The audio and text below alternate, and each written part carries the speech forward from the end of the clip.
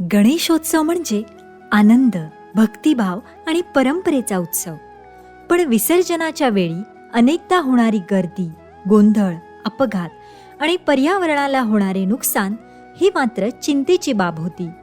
यावर उपाय म्हणून गेली 7 वर्ष एकविरा फाउंडेशनतर्फे पर्यावरणपूरक व सुरक्षित गणपती विसर्जन आयोजित केले जाते. हे विसर्जन आज संगमनेरची नवी ओळख बनले आहे.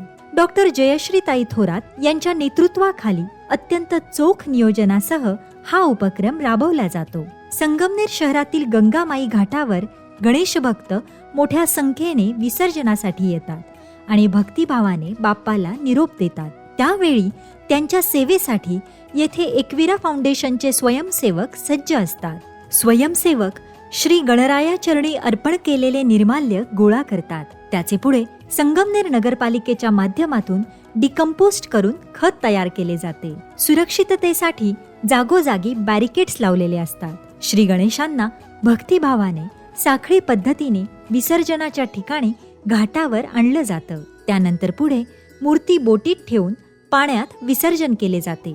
त्यामुळे यापूर्वी विसर्जनावेळी ज्या दुर्घटना घडत होत्या त्या आता पूर्णपणे बंद झाल्या आहेत. या उपक्रमामुळे 7 वर्षांमध्ये एकही दुर्घटना घडलेली नाही.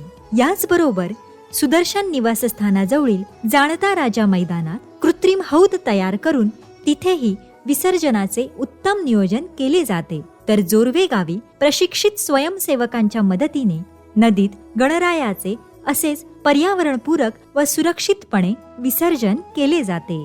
या उपक्रमामुळे संगमनेरमधील गणेश भक्तांना एक सुरक्षित, सुसंघटित आणि पर्यावरणपूरक विसर्जनाची परंपरा लाभली आहे. हा उपक्रम म्हणजे भक्तिभाव, सुरक्षितता आणि पर्यावरण संरक्षणाचा सुंदर संगम. एकविरा फाउंडेशन आणि डॉक्टर जयश्रीताई थोरात यांचे हे कार्य निश्चितच कौतुकास्पद आणि प्रेरणादायी आहे.